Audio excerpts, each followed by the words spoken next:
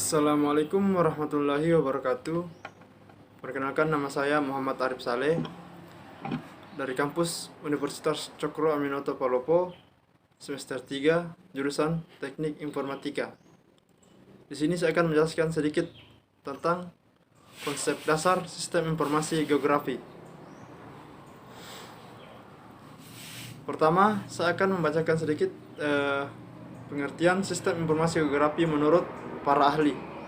Menurut Aronov 1989, sistem informasi geografi adalah sistem informasi yang didasarkan pada kerja komputer yang mempermasukkan, mengelola, memanipulasi, dan menganalisis data serta memberi uraian.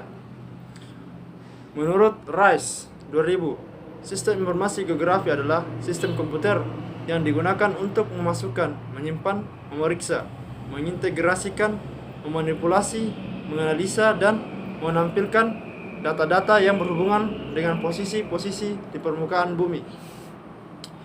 Sistem informasi geografi menurut Burrough 1986, suatu sistem perangkat yang dapat melakukan pengumpulan, penyimpanan, pengambilan kembali, pengubahan transformasi, dan penayangan dari data-data ke ruangan untuk kebutuhan-kebutuhan tertentu.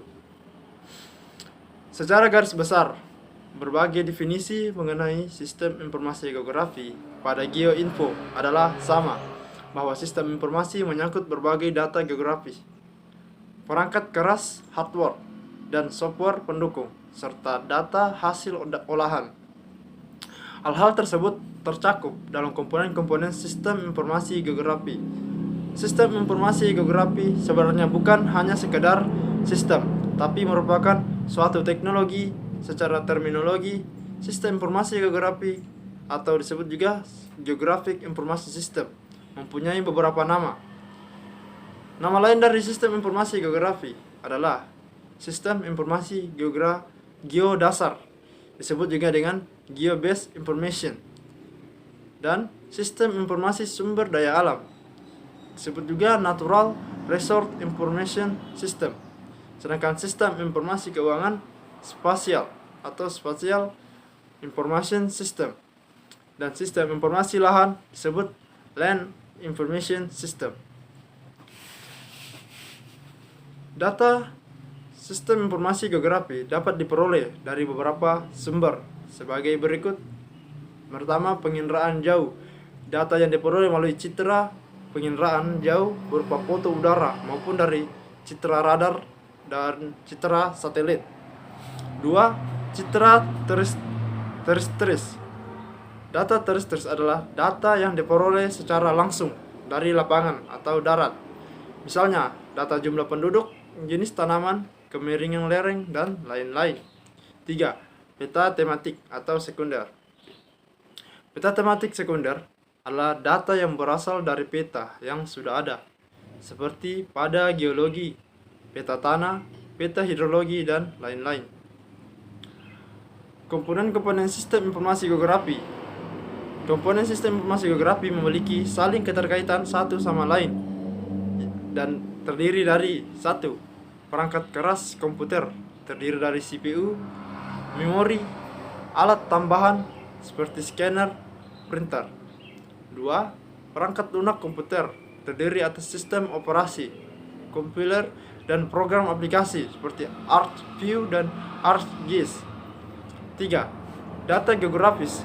Data yang dapat diolah dalam sistem informasi geografi merupakan fakta-fakta di permukaan bumi yang memiliki referensi keuangan, baik referensi secara relatif maupun referensi secara absolut, dan disajikan dalam sebuah peta.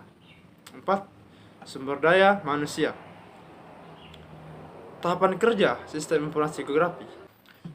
Tahapan dalam sistem informasi geografi mencakup 3 hal, yaitu masukan atau input, proses, dan keluaran atau output. Seluruh informasi atau data sistem informasi geografi pada suatu wilayah dapat disimpan, dimanipulasi, dan dianalisis secara serentak melalui komputer. Selain dengan proses komputerisasi, secara manual juga dapat dilakukan.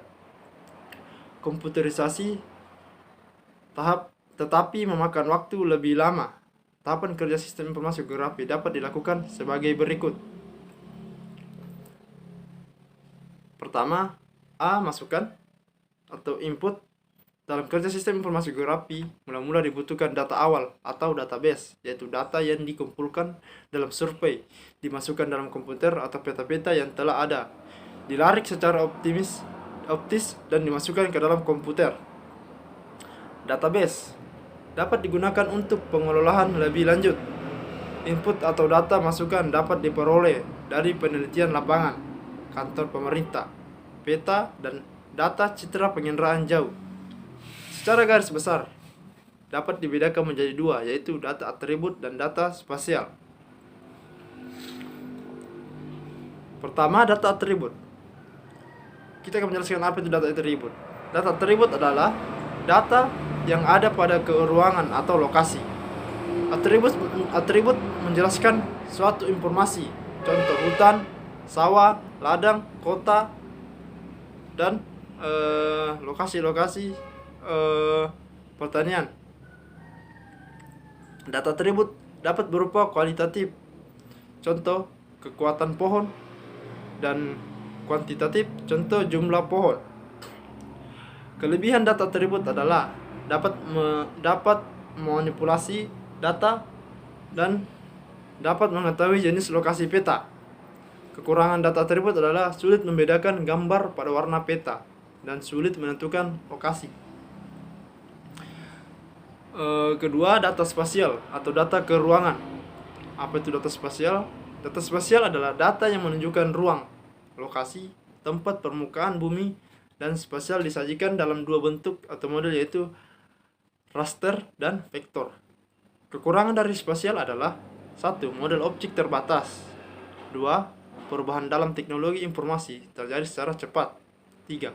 Format data dan standar file data beragam. 4. Sulit untuk menyajikan data temporal. 5. Biaya yang dikeluarkan relatif mahal. 6. Data belum tentu perusahaan mampu melakukan adaptasi dengan cepat, sehingga ada peluang teknologi yang digunakan kurang canggih. Kelebihan dari data spasial adalah untuk menyimpan tidak memerlukan ruangan yang besar.